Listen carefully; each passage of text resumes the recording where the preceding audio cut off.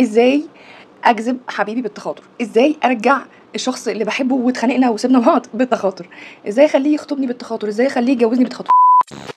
هنعمل تمرين طاقه ايجابيه بسيط جدا سهل جدا، بس ليه شروط ولازم تركزي معايا وانسي اي فيديو سمعتيه قبل كده. اشربي ميه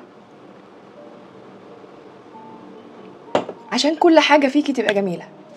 هنتكلم النهارده عن موضوع انتوا بتحبوه جدا ويعني بتطلبوه كتير، وهو التخاطر. ازاي اجذب حبيبي بالتخاطر، ازاي ارجع الشخص اللي بحبه واتخانقنا وسيبنا بعض بالتخاطر، ازاي اخليه يخطبني بالتخاطر، ازاي اخليه يجوزني بالتخاطر. في حاجه اسمها كده؟ هو في حاجه اسمها كده لكن ده لو الشخص بيحبك.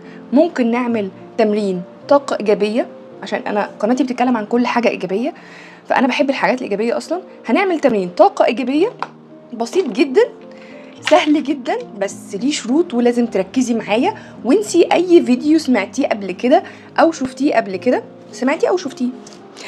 واعملي لايك واعملي سبسكرايب علشان معايا هتستفيدي جدا. ولو عايزه تشوفي الميك اب لوك اللي انا عملته ده، الفوشياك ده هتلاقيه عندي في البلاي ليست اللي انا يعني القناه متقسمه بلاي ليست قوائم تشغيل ميك اب، ريفيوهات عن الميك اب، الحاجات اللي ببيعها في الستور بتاعي، حاجات كتيره قوي. هتستفيدي جدا من الشانل مع دكتور هبه بيوتي. طيب، التخاطر لازم تبقي فاهمه هو ايه. التخاطر ده سحر؟ لا مش سحر. التخاطر ده حاجه ممكن اعملها لو ربنا مش رايد حاجه تتغير. لا، مفيش حاجه اسمها كده، لازم تكون ربنا رايد الحاجه دي. طب ربنا هيبقى رايد الحاجه دي ازاي؟ مش هقدر اتدخل، بس اقدر ان انا اعمل حاجات كويسه مع نفسي كده. اسمعيها في البلاي ليست وقائمه التشغيل، ازاي تحبي نفسك، ازاي تقدري نفسك، ازاي تطوري من نفسك، ازاي تبقي جميله جوه وبره. بس اهم حاجه الشخص اللي انت بتحبيه، او الشخص اللي انت او الست او البنت اللي انت بتحبها، هي فعلا بتحبك، انت متاكد ان هي بتحبك، اعمل تمرين التخاطر. تمرين التخاطر طاقه ايجابيه انت بترسلها له، زيها زي رساله الواتس، زي رساله الماسنجر. لازم تبقى من جواك مصدق كويس قوي ان هي هتوصل.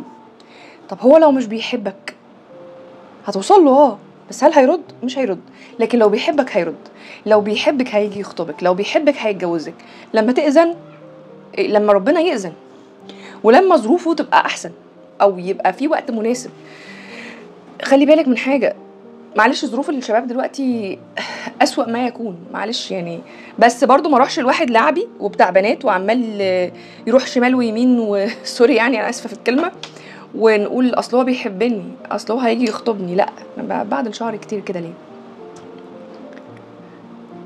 اصل هو هيخطبني، اصل هو ببص الاقيه عارف سوسو وموسو. لا، لازم تكوني متاكده ان انت بتحبيه وليكي رصيد عنده، رصيد كويس قوي، رصيد حب، رصيد حنيه، رصيد مواقف. هو عمل لك حاجات كتيره كويسه وانت عملتي له حاجات كتيره كويسه، تقدري تعيشي معاه، تقدري تستحمليه، يقدر يستحملك. راجل بجد، راجل بجد. شوفوا كده على السوشيال ميديا مين اللي جوزت راجل بجد ومين اللي جوزت لا مؤاخذه مش راجل بجد. هتلاقي كتير نماذج كتير ايجابيه، وان شاء الله ربنا يديكم الشخص اللي يحلي حياتكم.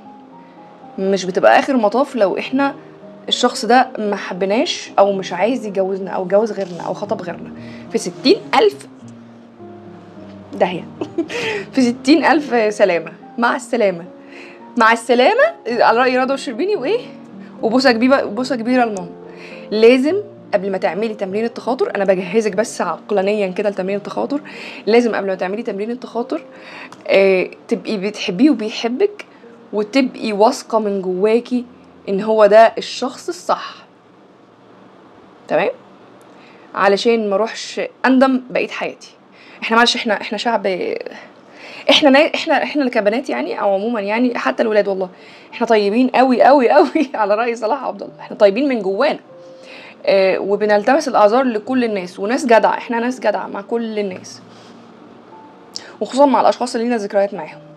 فلو انت ليكي ذكرى كويسه مع الشخص ده وحبيتوا بعض فعلا وانتوا حياتكم كويسه مع بعض، وعارفه انه راجل كويس مش لعبي، ابتدي اعملي تمرين التخاطر. تمرين التخاطر بيحفظ لك كرامتك من ان انت مثلا اتخانقتوا حصل اي حاجه، سبتوا بعض، عملت اي موقف، انت غلطانه مثلا، هو غلطان ومتكبري او هو بيكابر مش عايز يرجع لك او انت مش عايزه ترجعي له، او في فراق حصل، وده بتحصل كتير، رخامه كتير بتحصل من الولاد او البنات عادي. حاجات كتيره بتحصل في كل الاوقات.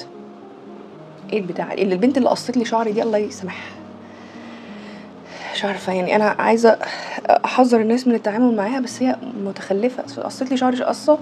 القصه انا نفسي بحب الديجراديه، فانا هروح مكان تاني اقص شعري قصه احسن شويه. المهم بفكرك طبعا اعملي لايك وسبسكرايب عشان او فولو علشان يوصلك كل الحاجات الجديده بعد كده في التجميل، وفي التجميل الداخلي برضه، الثقه بالنفس والحاجات الجميله. قولي ايه الموضوع اللي انت حابه ان احنا نتكلم عنه، اي موضوع انت حابه ان احنا نتكلم عنه يخص البنت او يخص الحياه عموما، هقدر ان انا اقراه كويس واتكلم معاكي على قد ما اقدر في خبرتي وقرايتي فيه. طيب، التخاطر، عمرك حصل معاكي ان فكرتي في صاحبتك في نفس الوقت تلاقيها بتتصل بيكي، فكرتي في اغنيه، فكرتي في فيلم، بص تلاقيه اتذاع على التلفزيون؟ ده كان بيحصل زمان، التخاطر ده كان بينجح بسهوله زمان. اقول لكم ازاي؟ ايام ما كانش فيه مصانع وبيوت والكترونيات، بس بينجح دلوقتي برضو. ايام ما كانت الحياه رايقه والغزاله رايقه والحياه رايقه والحياه حلوه. هقول لكم بعد كده ازاي نعمل تخاطر ناجح، بس انا هقول لكم الاساسيات، وده الحلقه الجايه ان شاء الله هقول لكم ايه بقى الحاجات العمليه او الحاجات اللي هتساعد في ان التخاطر ينجح. شويه ميه. حلو. طيب، عايزه اللي بتحبيه يتصل عليكي، يكلمك، يرجع لك، يصالحك، يخطبك، يعمل لك لايك، يعمل لك كومنت، يبعت لك رساله، يرجع يكلمك تاني من غير ما انت اللي تقولي له كلمني كده صريحا. اعملي التخاطر ليه شروط كتيره قوي.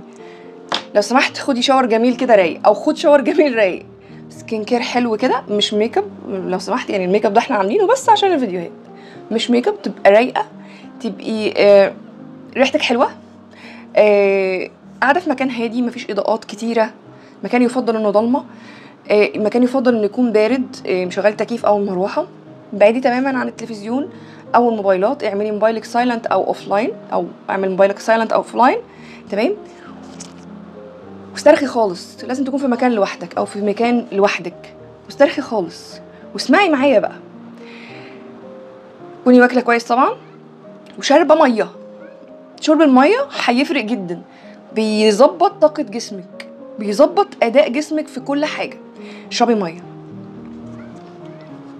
وبعدين اقعدي استرخي اي حاجه، وتغمضي عينيكي وتتنفسي نفس عميق جدا، عميق جدا تتنفسي نفس عميق جدا. يلا هنعمل التمرين، ابتدي جهزي كده للتمرين وتنفسي نفس عميق جدا، وكذا نفس، مش شرط بقى 6 7 15، اي حاجه.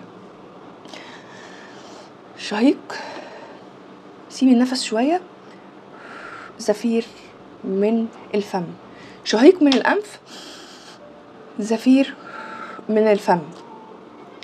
ده بيخلي جسمك يسترخي، حالة جسمك تبقى احسن، انتي عموما بتبقى احسن.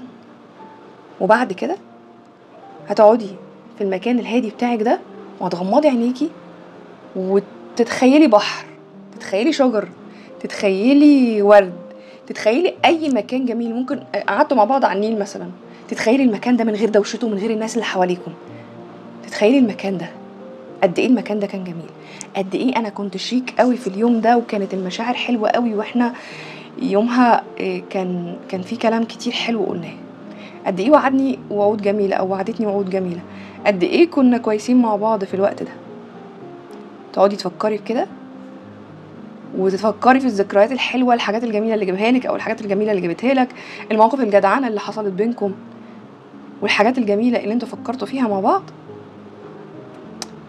قد ايه المشاعر الجميله دي هتشحن طاقتك من الاول. احنا هيئنا نفسنا بالشاور، بالسكين كير، بالهدوء، بالمكان الجميل، بالجو الحلو اللي هو لا ساقع قوي ولا حر قوي، بس يفضل يكون بارد كده شويه رطب، وهيئنا جسمنا نفسه ان هو يتنفس بشكل حلو، شربنا ميه عشان سريان الطاقه في جسمنا يعدي بشكل حلو، وافتكرنا الحاجات الايجابيه.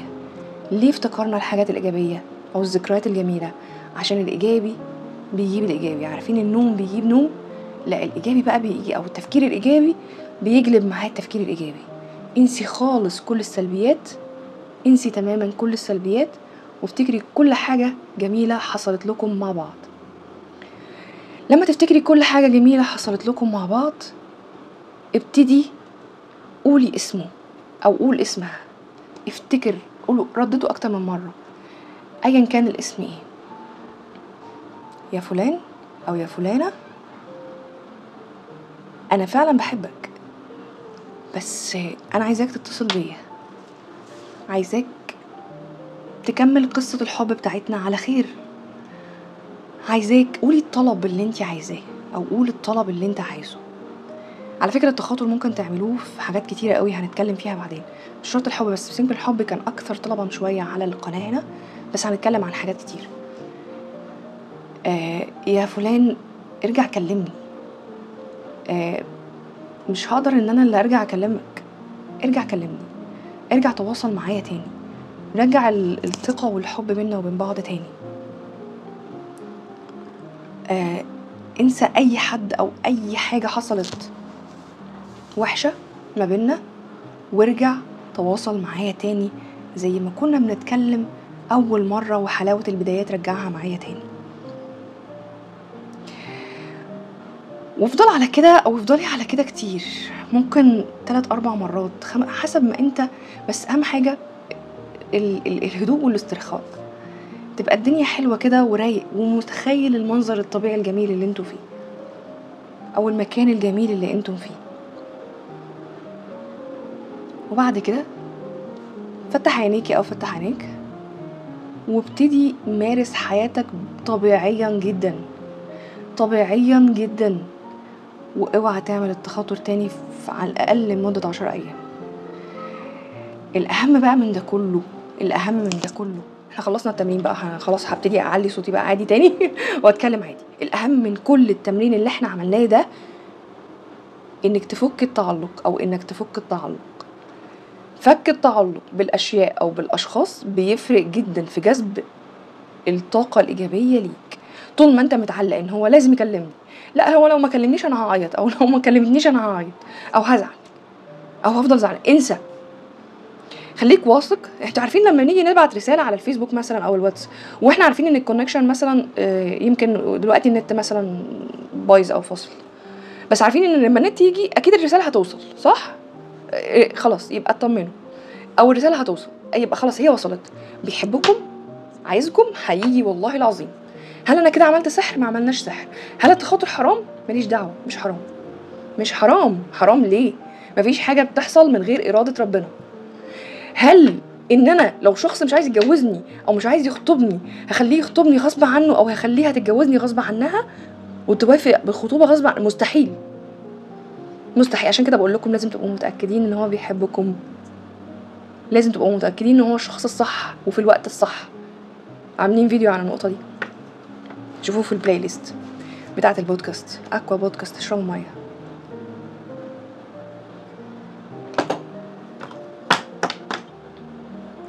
هل لو هو شخص مش كويس ينفع اجيبه غصب عنه بالتخاطر؟ مفيش حاجه اسمها كده. التخاطر يعتبر من التمارين السحريه، بس مش سحر. عارفين زي وصفه سحريه ان شعري يبقى حلو او بشرتي تبقى جميله؟ عارفين مثلا لما عملت لكم فيديو الحنه ان قد ايه شعري بقى يعني اللون حلو وان هو بيخلي شعري حلو؟ ايوه. عارفين مثلا زي وصفه تخسيس؟ ايوه بيحصل. في وصفات سحريه كتير، بس هل هي هتعمل حاجه ضد او عكس اراده ربنا؟ مستحيل. عشان كده مش حرام. احنا بناخد بالاسباب، احنا بنشحن طاقتنا الايجابيه، احنا بنخلي نفسنا بنفكر تفكير ايجابي تجاه الشخص اللي احنا بنحبه او الحاجه اللي احنا عايزينها. مش كل حاجه الشخص اللي احنا بنحبه. يا جماعه ما تفكروا في مستقبلكم بقى شويه. مستقبلكم، شغلكم، دراستكم، حاجات كتيره مهمه. يعني ما تخلوش حياتكم كلها ضايعه. لا، انا في ناس صحابي بيعجبوني جدا، يبقى الولد مرخم عليها وسايبها وبينزل ستوريهات مع بنات تانية وحاجه قله ادب يعني. وابص الاقي البنت متعلقه بيه، بس برافو عليها جدا، بصل شغلها، بصل ان هي تعمل حاجه في شغلها مهمه، بصل دراستها كويس قوي. دي حاجه كانت بتعجبني جدا، لان الحاجه اللي هتطلعك من اللي انت فيه هو نفسك. لازم تحب نفسك، او حبي نفسك، حبي نفسك. مش عايزه اطول عليكم في الحلقه دي عشان في حاجات كتير هنتكلم عنها، عن حب النفس وكده، بس هيفرق جدا ان انت تبقى متاكد ان الشخص ده بيحبك وانت بتحبه، وان ده الشخص الصح. بس حصل شويه عكوسات بسيطه كده، احنا بنخلي الطاقه الايجابيه دي ترجع تاني، بنحسن الطاقه الايجابيه دي تاني عادي خالص خالص، علشان امورنا تتحسن. وقولوا لي في الكومنتات مين نجحت معاها او نجح معاه تجربه التخاطر، وقد ايه فرقت معاه في حياته. وتاكدوا ان ربنا ما بيعملش اي حاجه غير ان هي خير لينا كلنا، للشخص نفسه. وعشان خاطر متعلقوش بالنتيجه، انسوا النتيجه خالص. النتيجه كده كده هتحصل باذن الله، والتمرين هينجح باذن الله. وقولوا لي في الكومنتات كل حد نجح معاه التمرين يقول لي ويخبرني كده. وما بتعملوش التخاطر، يعني كفايه قوي مره كل 10 ايام، كفايه جدا، عشان ما تبوظوش كمان التخاطر اللي احنا عملناه من شويه. بس كده، اشوفكم على خير الحلقات الجايه. لايك، سبسكرايب، شوفوا البلاي ليست قوائم التشغيل، فيها كل الفيديوهات اللي هتعوزوها: صحة الشعر، صحة البشرة، التجميل، الميك اب، الحاجات الجميلة اللي بتهم الستات. نصايح كتيرة ممكن حتى تهم الولاد برضو. اتمنى ان تكونوا بتتابعوها وتقولوا لي رأيكم في الكومنتات، عشان ده بيفرق كتير. وتعملوا لايك برضو، اللايك بيفرق لو عجبكم المحتوى ده. يلا سلام، باي باي.